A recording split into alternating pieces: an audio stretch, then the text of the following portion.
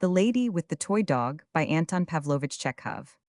It was reported that a new face had been seen on the quay, a lady with a little dog Dmitry Dmitrich Gamov, who had been a fortnight at Talta, and had got used to it, had begun to show an interest in new faces as he sat in the pavilion at Vern's. He saw a young lady blonde and fairly tall, and wearing a broad-brimmed hat pass along the quay after her ran a white Pomeranian. Later he saw her in the park, and in the square several times a day. She walked by herself always in the same broad-brimmed hat, and with this white dog nobody knew who she was, and she was spoken of as the lady with the toy dog. If thought Gamov, if she is here without a husband or a friend, it would be as well to make her acquaintance. He was not yet 40, but he had a daughter of 12 and two boys at school. He had married young in his second year at the university. And now his wife seemed half as old again as himself. She was a tall woman with dark eyebrows, erect, grave, stolid. And she thought herself an intellectual woman. She read a great deal, called her husband not Dmitri, but Dmitri. And in his private mind, he thought her short-witted, narrow-minded, and ungracious. He was afraid of her, and disliked being at home. He had begun to betray her with other women long ago, betrayed her frequently, and probably for that reason, nearly always spoke ill of women, and when they were discussed in his presence, he would maintain that they were an inferior race.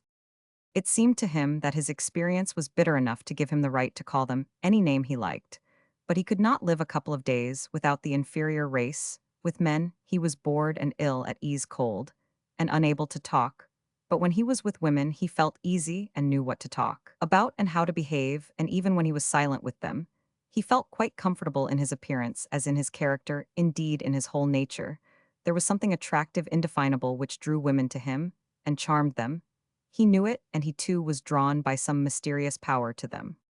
His frequent and indeed bitter experiences had taught him long ago that every affair of that kind, at first a divine diversion, a delicious smooth adventure, is in the end a source of worry for a decent man, especially for men like those at Moscow, who are slow to move, irresolute. Domesticated, for it becomes at last an acute and extraordinary complicated problem, and a nuisance. But whenever he met and was interested in a new woman, then his experience would slip away from his memory, and he would long to live, and everything would seem so simple and amusing.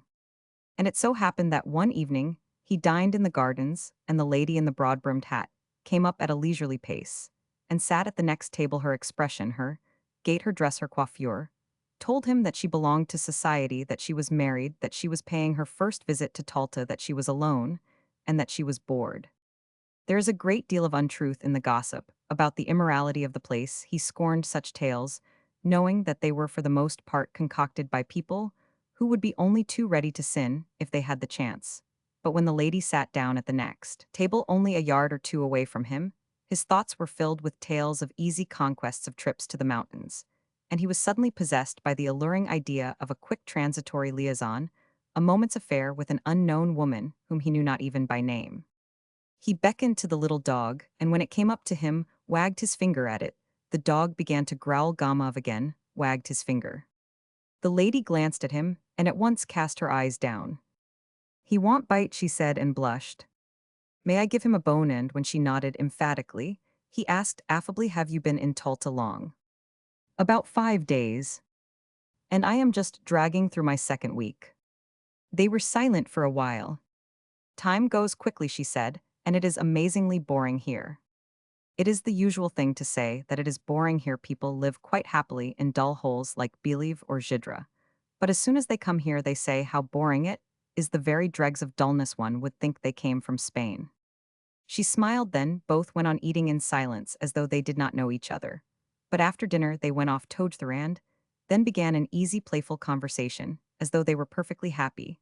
And it was all one to them where they went, or what they talked of. They walked and talked of how the sea was strangely luminous, the water lilac so soft and warm, and athwart it the moon cast a golden streak. They said how stifling it was after the hot day. Gamov told her how he came from Moscow, and was a philologist by education, but in a bank by profession, and how he had once wanted to sing in opera, but gave it up, and how he had 2 houses in Moscow. And from her, he learned that she came from Petersburg, was born there, but married at S, where she had been living for the last 2 years, that she would stay another month at Talta, and perhaps her husband would come for her, because he too needed a rest. She could not tell him what her husband was, provincial administration, or Zemstvo Councilland. She seemed to think it funny, and Gamov found out that her name was Anna Sergeyevna. In his room at night, he thought of her, and how they would meet next day, they must do so, as he was going to sleep. It struck him that she could only lately have left school, and had been at her lessons, even as his daughter was then. He remembered how bashful and gauche she was when she laughed, and talked with a stranger. It must be, he thought, the first time she had been alone, and in such a place with men walking after her, and looking at her, and talking to her all with the same secret purpose, which she could not but guess. He thought of her slender white neck and her pretty gray eyes. There is something touching about her, he thought, as he began to fall asleep. Roman 2. A week passed. It was a blazing day. Indoors it was stifling. And in the streets the dust whirled along all day long. He was plagued with thirst, and he came into the pavilion every few minutes and offered Anna Sergeyevna an iced drink, or an ice. It was impossibly hot. In the evening, when the air was fresher, they walked to the jetty to see the steamer come in. There was quite a crowd, all gathered to meet somebody, for they carried bouquets. And among them were clearly marked the peculiarities of Talta. The elderly ladies were youngly dressed, and there were many generals. The sea was rough and the steamer was late, and before it turned into the jetty, it had to do a great deal of maneuvering. Anna Sergeyevna looked through her lorgnette at the steamer and the passengers as though she were looking for friends, and when she turned to Gamov her eyes shone. She talked much and her questions were abrupt, and she forgot what she had said, and then she lost her lorgnette in the crowd. The well-dressed people went away, the wind dropped, and Gamov and Anna Sergeyevna stood as though they were waiting for somebody to come from the steamer. Anna Sergeyevna was silent. She smelled her flowers and did not look at Gamov. The weather has got pleasanter toward evening, he said. Where shall we go now? Shall we take a carriage? She did not answer. He fixed his eyes on her and suddenly embraced her and kissed her lips, and he was kindled with the perfume and the moisture of the flowers at once. He started and looked round. Had not someone seen? Let us go to your, he murmured. And they walked quickly away. Her room was stifling and smelled of scents which she had bought at the Japanese shop. Gamov looked at her and thought what strange chances there are in life from the past.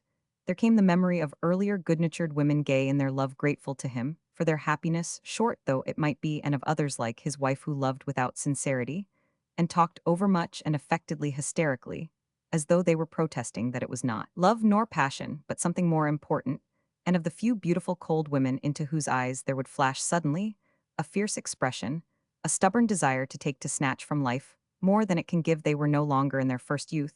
They were capricious, unstable, domineering, imprudent. And when Gamov became cold toward them, then their beauty roused him to hatred, and the lace on their lingerie reminded him of the scales of fish. But here there was the shyness and awkwardness of inexperienced youth, a feeling of constraint, an impression of perplexity and wonder, as though someone had suddenly knocked at the door. Anna Sergeyevna, the lady with the toy dog, took what had happened somehow seriously, with a particular gravity, as though thinking that this was her downfall, and very strange and improper. Her features seemed to sink and wither, and on either side of her face her long hair hung mournfully down. She sat crestfallen and musing, exactly like a woman taken in sin in some old picture. It is not right, she said. You are the first to lose respect for me. There was a melon on the table. Gamov cut a slice and began to eat it slowly. At least half an hour passed in silence. Anna Sergeyevna was very touching. She irradiated the purity of a simple, devout, inexperienced woman. The solitary candle on the table hardly lighted her face, but it showed her very wretched. Why should I cease to respect you? Asked Gamov. You don't know what you are saying. God forgive me, she said, and her eyes filled with tears. It is horrible. You seem to want to justify yourself. How can I justify myself? I am a wicked, low woman, and I despise myself. I have no thought of justifying myself. It is not my husband that I have deceived, but myself, and not only now, but for a long time past. My husband may be a good, honest man, but he is a lackey. I do not know what work he does, but I do know that he is a lackey in his soul. I was 20 when I married him. I was overcome by curiosity. I longed for something. Surely, I said to myself, there is another kind of life. I longed to live, and to live. Curiosity burned me up. You do not understand it, but I swear by God, I could no longer control myself. Something strange was going on in me. I could not hold myself in. I told my husband that I was ill, and came here, and here I have been walking about dizzily like a lunatic. And now I have become a low, filthy woman whom everybody may despise. Gamov was already bored. Her simple words irritated him with their unexpected and inappropriate repentance. but for the tears in her eyes, he might have thought her to be joking or playing a part. I do not understand, he said quietly. What do you want? She hid her face in his bosom and pressed close to him. Believe me, I implore you, she said. I love a pure, honest life, and sin is revolting to me. I don't know myself what I am doing. Simple people say the devil entrapped me, and I can say of myself the evil one tempted me. Don't, he murmured. He looked into her staring, frightened eyes, kissed her, spoke quietly and tenderly, and gradually quieted her. And she was happy again, and they both began to laugh. Later, when they went out, there was not a soul on the quay. The town with its cypresses looked like a city of the dead. But the sea still roared and broke against the shore, a boat swung on the waves, and in it sleepily twinkled the light of a lantern.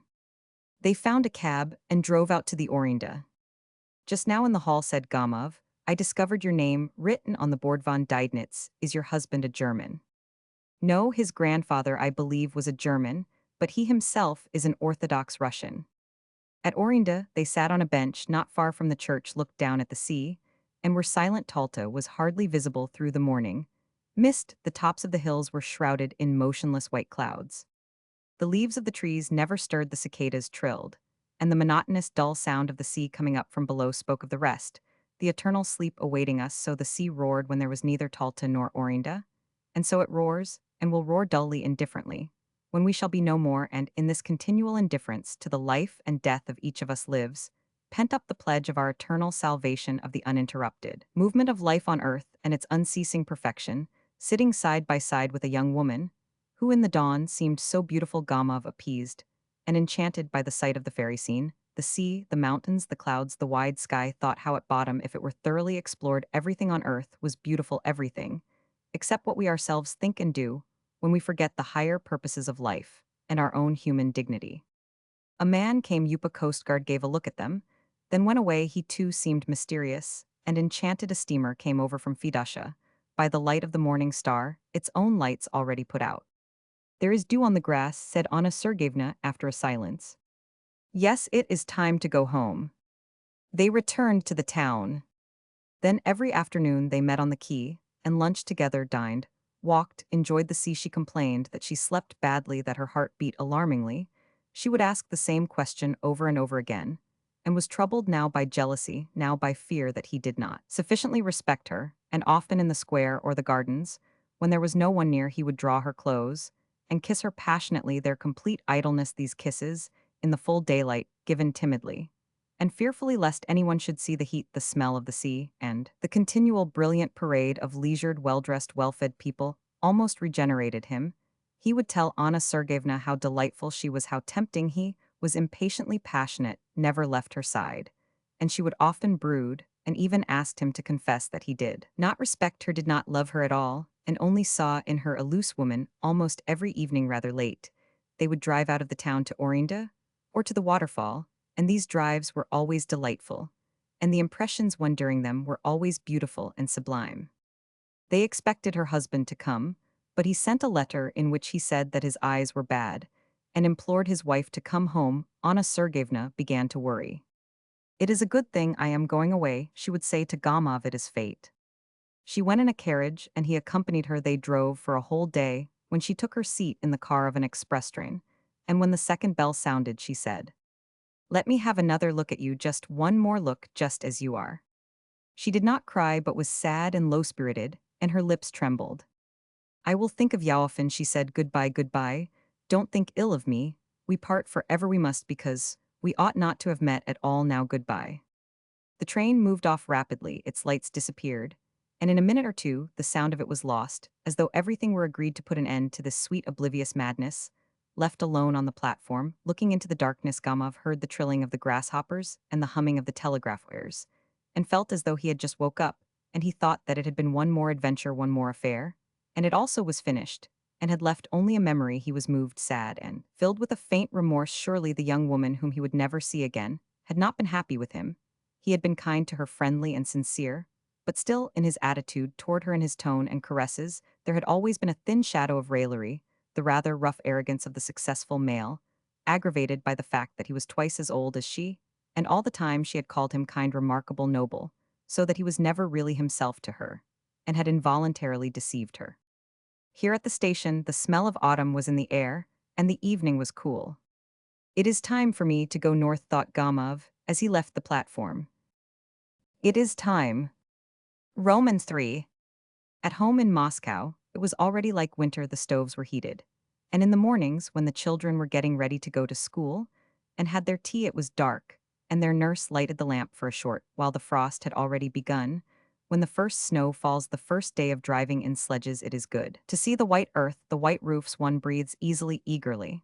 And then one remembers the days of youth. The old limmy trees and birches, white with hoarfrost, have a kindly expression. They are nearer to the heart than cypresses and palm trees.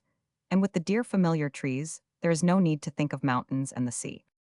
Gamov was a native of Moscow. He returned to Moscow on a fine frosty day, and when he donned his fur coat and warm gloves and took a stroll through Petrovka, and when on Saturday evening he heard the church bells ringing, then his recent travels and the places he had visited lost all their charm. Little by little he sank back into Moscow life, read eagerly 3 newspapers a day, and said that he did not read Moscow papers as a matter of principle.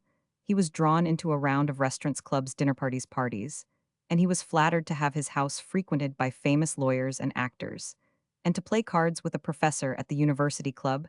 He could eat a whole plateful of hot selienka. So a month would pass, and Anna Sergeyevna, he thought, would be lost in the mists of memory, and only rarely would she visit his dreams with her touching smile, just as other women had done. But more than a month passed. Full winter came, and in his memory everything was clear, as though he had parted from Anna Sergeyevna only yesterday, and his memory was lit by a light that grew ever stronger, no matter how, through the voices of his children saying their lessons, penetrating to the evening stillness of his study, through hearing a song, or the music in a restaurant, or the snowstorm howling in the chimney. Suddenly, the whole thing would come to life again in his memory: the meeting on the jetty, the early morning, with the mists on the mountains, the steamer from Fedosha, and their kisses. He would pace up and down his room, and remember it all and smile. And then his memories would drift into dreams, and the past was confused in his imagination with the future. He did not dream at night of Anna Sergeyevna, but she followed him everywhere like a shadow, watching him. As he shut his eyes, he could see her vividly, and she seemed handsomer, tenderer, younger than in reality. And he seemed to himself better than he had been at Talta in the evenings. She would look at him from the bookcase, from the fireplace, from the corner. He could hear her breathing, and the soft rustle of her dress in the street. He would gaze at women's faces to see if there were not one like her. He was filled with a great longing to share his memories with someone. But at home, it was impossible to speak of his love, and away from home there was no one. Impossible to talk of her to the other people in the house, and the men at the bank, and talk of what had he loved then. Was there anything fine, romantic, or elevating, or even interesting in his relations with Anna Sergeyevna? And he would speak vaguely of love of women, and nobody guessed what was the matter, and only his wife would raise her dark eyebrows and say, "Dmitri, the role of coxcomb does not suit you at all." One night, as he was coming out of the club with his partner, an official, he could not help saying, "If only I could tell what a fascinating woman I met at Talta." The official seated himself in his sledge and drove off, but suddenly called, "Dmitri Dmitrich." "Yes." "You were right, the sturgeon was tainted." These banal words suddenly roused Gamov's indignation. They seemed to him degrading and impure. What barbarous customs and people! What preposterous nights, what dull, empty days, furious card-playing, gourmandizing, drinking, endless conversations about the same things, futile activities and conversations, taking up the best part of the day. And all the best of a man's forces, leaving only a stunted, wingless life, just rubbish. And to go away and escape was impossibly own, might as well be in a lunatic asylum or in prison with hard labor. Gamov did not sleep that night, but lay burning with indignation. And then all next day he had a headache, and the following night he slept badly, sitting up in bed and thinking, or pacing from corner to corner of his room. His children bored him, the bank bored him, and he had no desire to go out or to speak to anyone. In December, when the holidays came, he prepared to go on a journey and told his wife he was going to Petersburg to present a petition for a young friend of his, and went to S. Why, he did not know. He wanted to see Anna Sergeyevna, to talk to her, and if possible to arrange an assignation. He arrived at S in the morning and occupied the best room in the hotel, where the whole floor was covered with a gray canvas. and on the table there stood an inkstand gray with dust, adorned with a horseman on a headless horse, holding a net in his raised hand. The porter gave him the necessary information: von Deidnitz, Old Gaucharno Street. His own house not far from the hotel, lives well, has his own horses, everyone knows him. Gamov walked slowly to Old Gaucharno Street and found the house. In front of it was a long gray fence spiked with nails. No getting over a fence like that, thought Gamov, glancing from the windows to the fence. He thought today is a holiday, and her husband is probably at home. Besides, it would be tactless to call and upset her if he sent a note. Then it might fall into her husband's hands and spoil everything. It would be better to wait for an opportunity. And he kept on walking up and down the street and round the fence, waiting for his opportunity. He saw a beggar go in at the gate, and the dogs attack him. He heard a piano, and the sounds came faintly to his ears. It must be Anna Sergeyevna playing. The door suddenly opened, and out of it came an old woman. And after her ran the familiar white Pomeranian. Gamov wanted to call the dog, but his heart suddenly began to thump, and in his agitation, he could not remember the dog's name. He walked on, and more he hated the gray fence, and thought with a gust of irritation that Anna Sergeyevna had already forgot him, and was perhaps already amusing herself with someone else, as would be only natural in a young woman forced from morning to night to behold the accursed fence. He returned to his room, and sat for a long time on the sofa, not knowing what to do. Then he dined, and afterwards slept for a long while. How idiotic and tiresome it all is, he thought as he awoke, and saw the dark windows, for it was evening. I've had sleep enough, and what shall I do tonight? He sat on his bed, which was covered with a cheap gray blanket exactly like those used in a hospital, and tormented himself. So much for the lady with the toy dog, so much for the great adventure. Here you sit. However, in the morning at the station, his eye had been caught by a poster with large letters: first performance of the geisha. He remembered that and went to the theater. It is quite possible she will go to the first performance, he thought. The theater was full, and as usual in all provincial theaters, there was a thick mist above the lights. The gallery was noisily restless. In the first row, before the opening of the performance, stood the local dandies, with their hands behind their backs, and there, in the governor's box in front, sat the governor's daughter, and the governor himself sat modestly behind the curtain, and only his hands were visible. The curtain quivered, the orchestra tuned up for a long time, and while the audience were coming in and taking their seats, Gamov gazed eagerly round. At last Anna Sergeyevna came in. She took her seat in the third row, and when Gamov glanced at her, his heart ached, and he knew that for him there was no one in the whole world nearer, dearer, and more important than she. She was lost in this provincial rabble, the little, undistinguished woman with a common lorgnette in her hands, yet she filled his whole life. She was his grief, his joy, his only happiness, and he longed for her. And through the noise of the bad orchestra with its tenth-rate fiddles, he thought how dear she was to him. He thought and dreamed. With Anna Sergeyevna, there came in a young man with short side whiskers, very tall, stooping. With every movement he shook and bowed, continually probably. He was the husband whom, in a bitter mood at Talta, she had called a lackey. And indeed, in his long figure, his side whiskers, the little bald patch on the top of his head, there was something of the lackey. He had a modest, sugary smile, and in his buttonhole he wore a university badge exactly like a lackey's number. In the first entr'acte, the husband went out to smoke, and she was left alone. Gamov, who was also in the pit, came up to her, and said in a trembling voice with a forced smile, "How do you do?" She looked up at him and went pale, then she glanced at him again in terror, not believing her eyes, clasped her fan and lorgnette tightly together, apparently struggling to keep herself from fainting. Both were silent.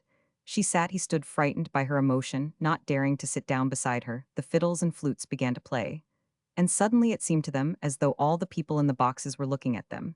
She got up and walked quickly to the exit. He followed, and both walked absently along the corridors, down the stairs, up the stairs, with the crowd shifting and shimmering before their eyes, all kinds of uniforms, judges, teachers, crown estates, and all with badges. Ladies shone and shimmered before them, like fur coats on moving rows of clothes pegs, and there was a draught howling through the place, laden with the smell of tobacco and cigarettes, and Gamov, whose heart was thudding wildly, thought, "Oh Lord, why all these men, and that beastly orchestra?"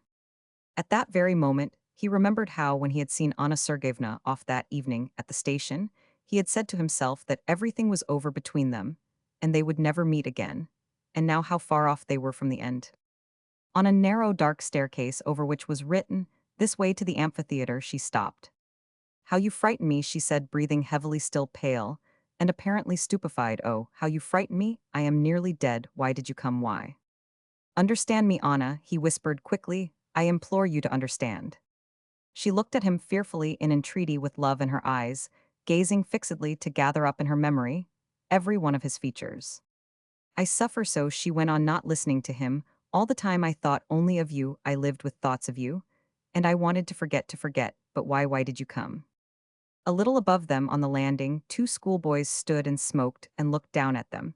But Gamov did not care, he drew her to him and began to kiss her cheeks, her hands. What are you doing? What are you doing? She said in terror, thrusting him away. We were both mad. Go away tonight, you must go away at once. I implore you, by everything you hold sacred, I implore you. The people are coming. Someone passed them on the stairs. You must go away, Anna Sergeyevna went on in a whisper. Do you hear, Dmitri Dmitrich? Ill come to you in Moscow. I never was happy, now I am unhappy. And I shall never be happy, never, don't make me suffer, even more, I swear, ill come to Moscow. And now let us part, my dear, dearest darling, let us part.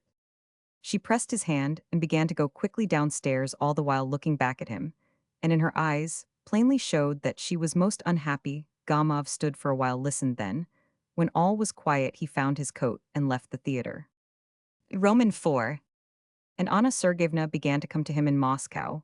Once every 2 or 3 months, she would leave telling her husband that she was going to consult a specialist in women's diseases. Her husband half believed and half disbelieved her at Moscow. She would stay at the Slaviansky Bazaar and send a message at once to Gamov. He would come to her, and nobody in Moscow knew. Once, as he was going to her, as usual one winter morning, had not received her message the night before, had his daughter with him, for he was taking her to school, which was on the way. Great wet flakes of snow were falling. 3 degrees above freezing, he said, and still the snow is falling. But the warmth is only on the surface of the earth. In the upper strata of the atmosphere, there is quite a different temperature. Yes, Papa, why is there no thunder in winter? He explained this too, and as he spoke he thought of his assignation, and that not a living soul knew of it, or ever would know. He had 2 lives, one obvious, which everyone could see, and know if they were sufficiently interested, a life full of conventional truth and conventional fraud, exactly like the lives of his friends and acquaintances, and another which moved underground, and by a strange conspiracy of circumstances, everything that was to him important, interesting, vital, everything that enabled him to be sincere and denied self-deception, and was the very core of his being, must dwell hidden away from others, and everything that made him false, a mere shape in which he hid himself in order to conceal the truth. As for instance his work in the bank, arguments at the club, his favorite jibe about women, going to parties with his wife, all this was open, and judging others by himself, he did not believe the things he saw and assumed that everybody else also had his real vital life passing under a veil of mystery. As under the cover of the night, every man's intimate existence is kept mysterious, and perhaps in part, because of that, civilized people are so nervously anxious that a personal secret should be respected. When he had left his daughter at school, Gamov went to the Slaviansky Bazaar. He took off his fur coat downstairs, went up, and knocked quietly at the door. Anna Sergeyevna, wearing his favorite gray dress, tired by the journey, had been expecting him to come all night. She was pale, and looked at him without a smile, and flung herself on his breast. As soon as he entered, their kiss was long and lingering, as though they had not seen each other for a couple of years. Well, how are you getting on down there? He asked. What is your news? Wait, I'll tell you presently. I cannot. She could not speak, for she was weeping. She turned her face from him and dried her eyes. Well, let her cry a bit. I'll wait, he thought, and sat down. Then he rang and ordered tea, and then as he drank it, she stood and gazed out of the window. She was weeping in distress in the bitter knowledge that their life had fallen out so sadly. Only seeing each other in secret, hiding themselves away like thieves, was not their life crushed. Don't cry, he said. It was clear to him that their love was yet far from its end, which there was no seeing. Anna Sergeyevna was more and more passionately attached to him. She adored him, and it was inconceivable that he should tell her that their love must some day end. She would not believe it. He came up to her and patted her shoulder fondly, and at that moment he saw himself in the mirror. His hair was already going gray, and it seemed strange to him that in the last few years he should have got so old and ugly. Her shoulders were warm and trembled to his touch. He was suddenly filled with pity for her life, still so warm and beautiful, but probably beginning to fade and wither like his own. Why should she love him so much? He always seemed to women. Not what he really was, and they loved in him not himself, but the creature of their imagination, the thing they hankered for in life. And when they had discovered their mistake still, they loved him. And not one of them was happy with him. Time passed. He met women and was friends with them, went further and parted, but never once did he love. There was everything but love. And now at last, when his hair was gray, he had fallen in love, real love, for the first time in his life. Anna Sergeyevna and he loved one another like dear kindred, like husband and wife, like devoted friends. It seemed to them that fate had destined them for one another. And it was inconceivable that he should have a wife, she a husband. They were like two birds of passage, a male and a female which had been caught and forced to live in separate cages. They had forgiven each other all the past of which they were ashamed. They forgave everything in the present. And they felt that their love had changed both of them. Formerly, when he felt a melancholy compunction, he used to comfort himself with all kinds of arguments, just as they happened to cross his mind. But now he was far removed from any such ideas. He was filled with a profound pity, and he desired to be tender and sincere. "Don't cry, my darling," he said. "You have cried enough now. Let us talk and see if we can't find some way out." Then they talked it all over, and tried to discover some means of avoiding the necessity for concealment and deception, and the torment of living in different towns, and of not seeing each other for a long time. How could they shake off these intolerable fetters? How he asked, holding his head in his hands. How? And it seemed that but a little while and the solution would be found, and there would begin a lovely new life. And to both of them, it was clear that the end was still very far off, and that their hardest and most difficult period was only just beginning.